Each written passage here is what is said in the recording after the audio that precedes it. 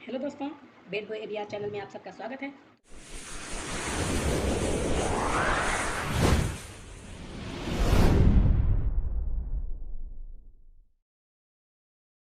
तो दोस्तों, आज आपको मैं बताने वाला हूँ हॉस्टल नंबर 4 व हॉस्टल नंबर 7 के मुख्य प्रोग्राम के बारे में, जिसका नाम है कैरियर मार्गदर्शन सह वैचारिक संगोष्ठी 2021, जिसका मुख्य उद्देश्य है लोगों को प्रेरित करना व अच्छे मार्गदर्शन देना अपने जूनियर भाइयों को।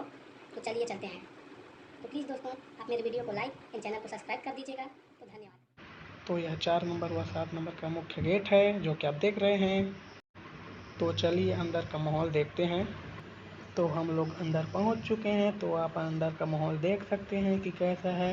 तो न्यूज़ वाले पहुंच गए हैं स्टूडेंट को पूछताछ करने के लिए कि यहाँ पर क्या हो रहा है, क्या करने का प्रोग्राम है और क्या क्या और कुछ पूछ रहे हैं। तो इसके कुछ ही क्षण बाद कलेक्टर सर जी का आगमन होने वाला है। संयुक्त कलेक्टर सर जी एवं एडी सर जी का आगमन हो चुका है। कार्यक्रम को आगे बढ़ाने से पहले वीर शहीदों के लिए दीप श्रद्धांजलि जलाने जा रहे हैं।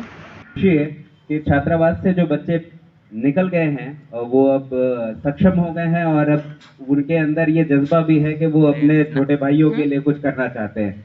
ये सोच बहुत अच्छी है जो समाज के लिए बहुत ही सकारात्मक है। यही सोच आगे हम इसको बढ़ाते जाएंगे। जैसे हम यहाँ से निकले हैं, यहाँ के छात्रावासी बच्चों को फायदा देंगे तो और बाहर वालों को भी फायदा देंगे। इसी तरीके से समाज जो है वो सुधरता जाएगा, बेहतर होता जाएगा। जब हम यहाँ पे आ रहे थे, पटेल साहब के पास भी समय का अभाव था। हालांकि समय का अभाव भगत साहब सबके पास होता है, वो बेचारे समय निकाल रहे हैं, उनका मैं विशेष धन्यवाद देना चाहूँगा। हम लोगों ने ये तय किया था 15 मिनट में जल्दी से करके चलेंगे, लेकिन कार्यक्रम देख के हम शांत बैठे हुए हैं। हालांकि कुछ डेडलाइन है 30 तारीख की, उस कारण से अभी जाना होगा, कार्यालय में बैठना होगा और जानकारी भेजनी है रायपुर। तो इस कारण से जल्दी विदा लेंगे। करियर के बारे में आप लोगों को बताने के लिए बहुत सारे लोग हैं।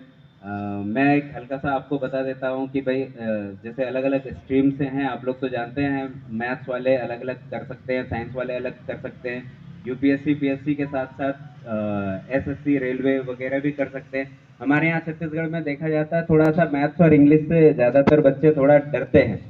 उसके लिए थोड़ा सा अगर आप लोग डर निकाल दें, थोड़ा अगर चाहेंगे तो हम विशेष थोड़े से जो टीचर्स हमारे पास में अच्छे अधीक्षक भी हैं जो एजुकेशन में अच्छे हैं, मैथ बैकग्राउंड से हैं। यहाँ भी हमारे अधीक्षक जो बैठे हुए हैं वो इंजीनियर हैं। तो मैथ वगैरह में सब आपको गाइड कर सकते हैं। अगर आप लोग चाहेंगे तो हम वो फैसिलिटी भी, आप जो वर्तमान के बच्चे हैं, हम आपको दिलवा देंगे, जिसमें आपको थोड़ा कंपटीशन के लिहाज से आप लोगों को मदद मिल जाएगी। और अधिक क्यों अधिक इसके बाद संयुक्त कलेक्टर का बहुत धन्यवाद मंच में उपस्थित समस्त गणमान्य व्यक्ति और पूर्व छात्र एवं वर्तमान सभी छात्रावासी छात्र सभी का हार्दिक अभिनंदन करता हूं। और इस अभिनव पहल के लिए मैं सभी को साधुवाद व्यक्त करता हूं। और अमर शहीद वीर नारायण सिंह, संविधान के प्रणेता भीमराव अम्बेडकर, बिरसा मुंडा, चौबे जी और शिव कुमार कंवर, इन सभी को श्रद्धांजलि अर्पित करता हूँ। विभागीय योजनाओं के संबंध में एसी ड्राइवर साहब ने जानकारी दी है और आप उनसे सभी भी संपर्क कर सकते हैं। और हमारे वक्तागण हैं वो आपको करियर के संबंध में मार्गदर्शन देंगे। मैं आपको बाकी चीजें तो ये बता देंगे। मैं आपको केवल इतना कहना चाहूंगा कि जो अभाव में जो तैयारी करते हैं, अभाव में परिश्रम करते हैं, उनकी सफलता की संभावनाएं बाकी व्यक्ति की तुलना में अधिक होती है। ये एक निर्विवाद सत्य है। और रायगढ़ जिला इस मामले में काफी उर्वर है कि ऐसे लोग यहाँ से आगे बढ़े हैं जिनका बैकग्राउंड ऐसा, उनको बैक सपोर्ट ऐसा नहीं मिला है कि उनको बाकी रायगढ़ जिले में भी प्रोफेशनल अधिकारी के रूप में कार्यरत हूँ और अभी वर्तमान में संयुक्त कलेक्टर रायगढ़ के पद पर कार्यरत हूँ। और उस समय ये माना जाता था कि हम लोग जब तैयारी शुरू किए थे कि बिलासपुर आना और पीएससी में सफल होना एक पर्यायवाची है। मतलब जो बिलासपुर नहीं आ पाएगा वो कभी भी पीएससी में सक्सेस हासिल नहीं कर सकता। लेकिन मैं आपको बताऊंगा कि मैंने बिलासपुर तब आया जब मैंने पहली बार डिप्टी कलेक्टर के रूप में ज्वाइनिंग ली है और सारी तैयारी अपने घर में किया है। केवल कोचिंग के नोट्स वगैरह के लिए मैं रायपुर जाता था, वहाँ से मटेरियल लाता था और सारी तैयारी घर में की थी। लेकिन वो जो तैयारी का समय था वास्तव में अपने आप में इतना था कि मुझे एक औसत छात्र से एक प्रशासनिक अधिकारी रूप में परिवर्तित कर दिया है कि 12 घंटे 14 घंटे की मेहनत क्या होती है, उस समय मैंने सीखा है। और बहुत बहुत धन्यवाद। मेरा खानदानी पेशा नहीं है, पर मैंने इस व्यवसाय का चयन किया है। ऐसा व्यवसाय चयन करने का अधिकार संविधान के अनुच्छेद 19(6) से मुझे प्राप्त है। ऐसा एक भी अधिकार मेरा नहीं है जो संविधान के बाहर से प्राप्त हुआ। और यही बात आप सब लोगों के साथ है, पूरे देशवासियों के साथ है। देश के समस्त नागरिकों का समूचा अधिकार संविधान में ही निहित होता है। संविधान के बाहर किसी का कोई अधिकार नहीं होता।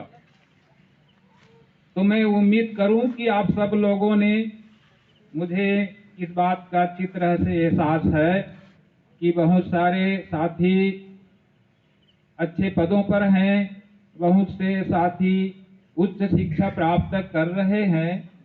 तो उच्च शिक्षित वर्ग से मैं उम्मीद करूं कि ऐसे संविधान जिसमें सभी नागरिकों का समूचा अधिकार निहित होता है, उसको कम से कम एक बार पढ़ लिए होंगे। 1949 के दिन भारत का संविधान मंजूर हुआ। 26 जनवरी 1950 के दिन भारत का संविधान देश में लागू हो गया। तब से लेकर के आज पूरे 71 साल गुजर चुके हैं।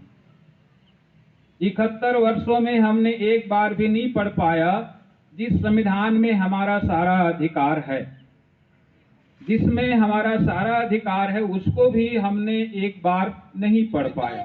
जिंदाबाद जिंदाबाद संविधान जिंदाबाद जिंदाबाद जिंदाबाद जय जय जय जय भीम जय भीम संविधान जिंदाबाद। हम लोग जाने वाले अरे यार सिखाया जाता है, थोड़ा मजा नहीं देता है। पहले दोस्तों हम लोग यहाँ पे खाना वाना खाने के लिए रेडी। ये साला वो कौन है यार, खुद उसका नाम क्या है? ये अभी सर तो दोस्तों इसमें ये चिकन और ये सलाद और ये चावल और ये अपना क्या बोलना चाहिए टमाटर का सब्जी। और इधर अपने दोस्तों लोग सभी लोग यहाँ पे खाना खाने के लिए बैठ चुके, रेडी हो चुके हैं। इधर भर रहे हैं अपना अपना मुँह में डाल रहे हैं। और इधर तो चलेगा, इस खा लेते हैं अपना खाना को, फिर आप लोग को दिखाएंगे।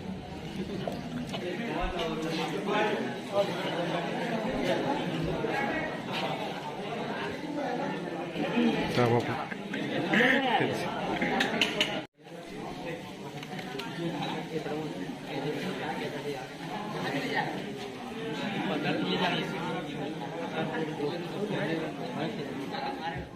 समय दिया, इसलिए मैं उनसे आग्रह नहीं किया। पदोन्नति में आरक्षण संबंधी विषय पर याचिका दायर करने में हमारी लेलुंगा विकास खंड मेरी अध्यक्षता, मेरी अगुवाई में पूरे छत्तीसगढ़ में अव्वल नंबर पर रहा। मैं आप लोगों को अवगत कराना चाहता हूँ।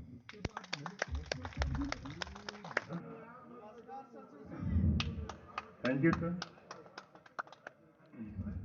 वैसे मैं यहाँ रायगढ़ में 2015 से लेकर 2020 तक पढ़ाई किया हूँ, जिसमें मैंने 3 साल बीएससी किया, फिर एमए इतिहास में अध्ययन किया।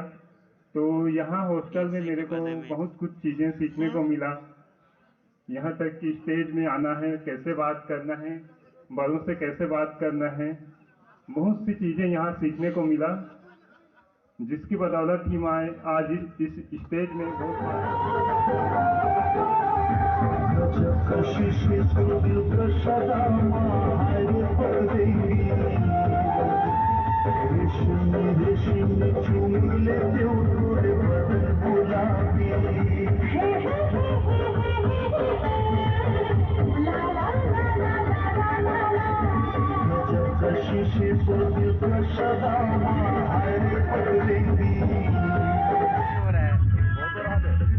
अभी तो हो रहा है।